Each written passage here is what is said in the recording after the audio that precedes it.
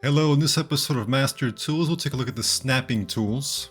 But real quick guys, if you're looking for what I consider to be the best 3D modeling tutorial on the internet, I recommend checking out my Udemy course. It's got tutorials on Blender, 3ds Max, CAD programs such as Plasticity and Moai 3D, and a lot of ZBrush as well. So if you want to master a variety of programs to really bring your skills up to the next level and master 3ds Max, Blender, ZBrush, and Plasticity, be sure to check out that course, link is in the description. Let's continue. Let's go ahead and start with a box. Alright, and then let's say we just hold shift and we create another box right here. Alright, so let's say I move this back.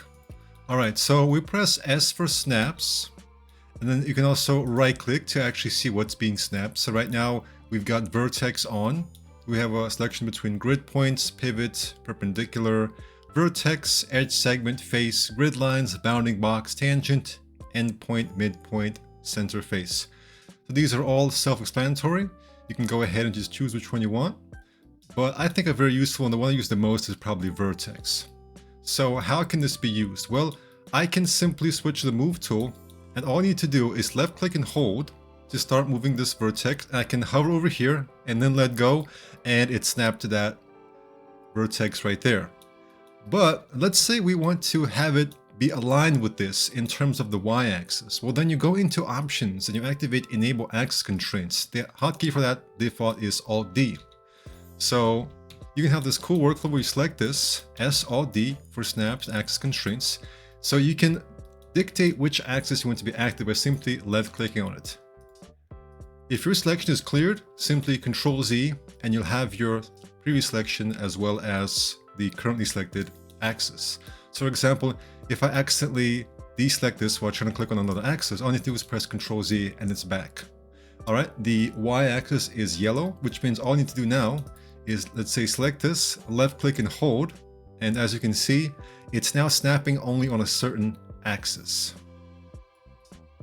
Alright, and what's cool about this is that this even works at any angle. So this works very well with the Versace script or with the new version of 3ds Max's snap pivot.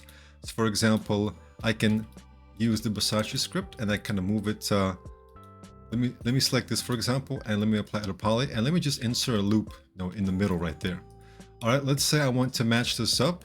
Well, make the x-axis active, then simply left click and hold, and there we go.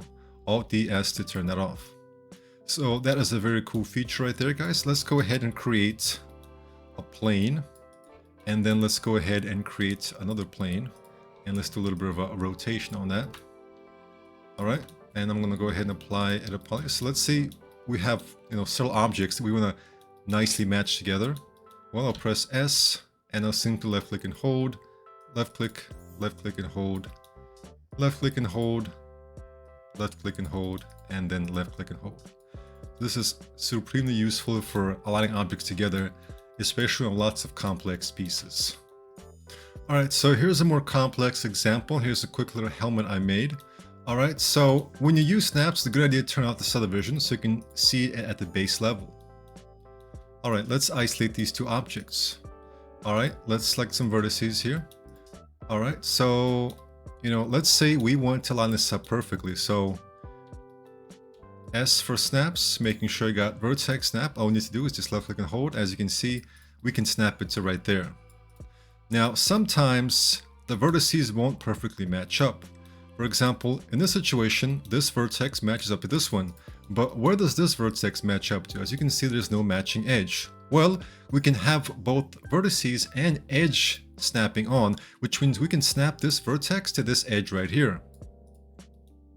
And I like to turn that off when I'm doing just a vertex to vertex snap. As you can see, guys, we can very nicely align these things to the edges.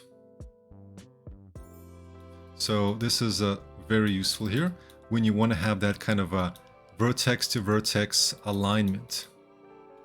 Snapping is also very useful when you're creating modular pieces.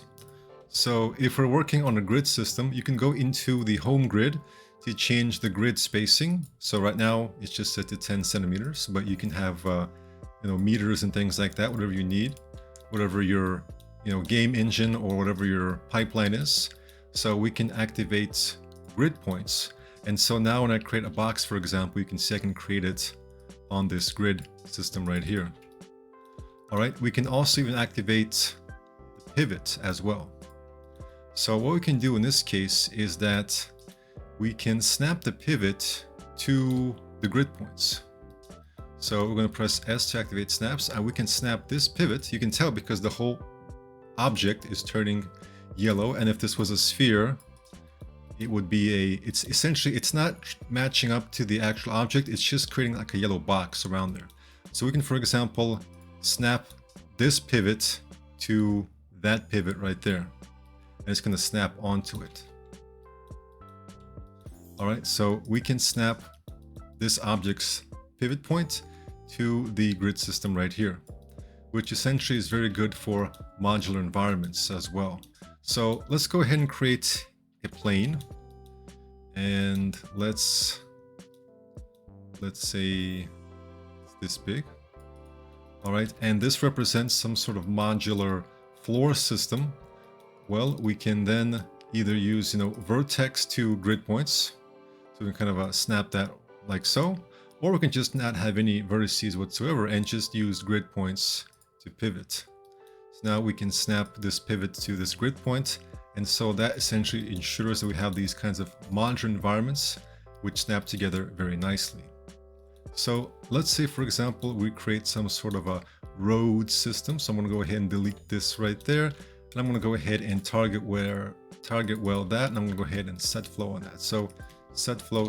All right, so this is a road system, but it doesn't matter what the actual geometry is. All that we know is that it matches up to here, and it matches up in terms of the grid point, right? And then for this object, we can have, this kind of a straight road, right? So let's say this is a road, and let's go ahead and make things harder. Let's go ahead and kind of rotate this, like there, and let's kind of rotate this in a funky direction. All right, so how do we go ahead about, bring these objects together? Well, the first thing we do is select them, switch to rotate, and just kind of right click here to just zero out the rotations.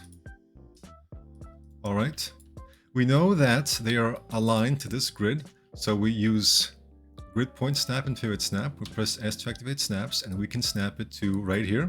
Then we can left click and hold, simply left click and hold, and now we're going to snap it right there, and as you can see, it snaps together. We can then select this, and move that out there. So we can go into options, angle snap. I like to do something like 22.5. Press A for angle snap. Rotate that around. All right. S, and we know that we can snap it to right here, and it's going to line up. Now we know that we can also duplicate this one. Rotate it around 180. A to turn off angle snap. S to turn off the regular snap. Turn on the regular snap. Left click and hold. There we go. If the grid system is kind of invisible here, you can simply increase the extent. And now it's extending out here. So as you can see, guys, you can very easily use snaps for lots of things.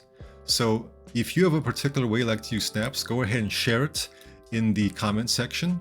So in terms of options, we've got the display size of pixels of the snap. We've got the snap preview radius, which kind of allows us to preview where the snap will take place. We've got the actual snap radius. You can see it's a good idea to keep the preview above the actual snap radius. We've got the angle for when you're pressing A and using angle snap for rotation, very useful. You've got percentage as well.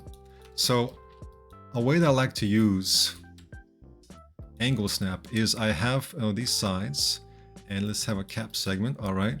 So I will go ahead and I'll use slice, and I will rotate it. I'll press A for snaps, angle snap. I can remove, let's say, the top or bottom. All right, so what I can do is give myself like these 4 edges, Control I and delete. All right, so now with angle snap on, I'm gonna go ahead and hold Shift as I rotate around, and I can create, let's say, 15 instances. And so now, actually no, let's apply symmetry first, and let's create actually 7 instances. But 15 also works if we're doing something different. So now, whenever I do something right here, it's going to be affected everywhere.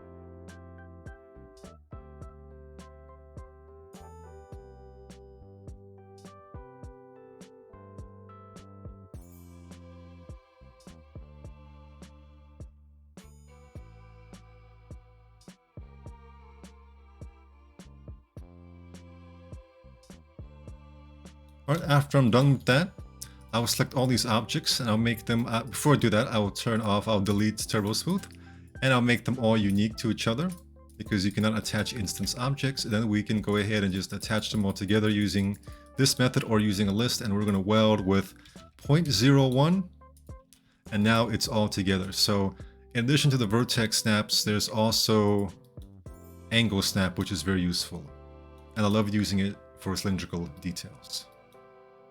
Alright, face snapping is also very useful when you are putting splines on top of an object. So if I press my hotkey for splines, for line, which is Shift 1, I've got this line right here, and I can now begin to snap it around here. So I can just kind of weave pipes and tubes through here. And it's very useful for this as well. Alright, I can now go into rendering, enable that.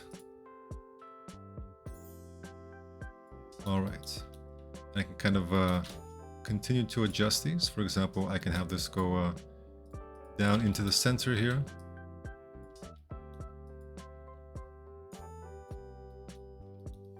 And, you know, further adjust this as necessary. And then we can have this kind of nice pipe detail as well. Alright guys, thank you for watching and take care.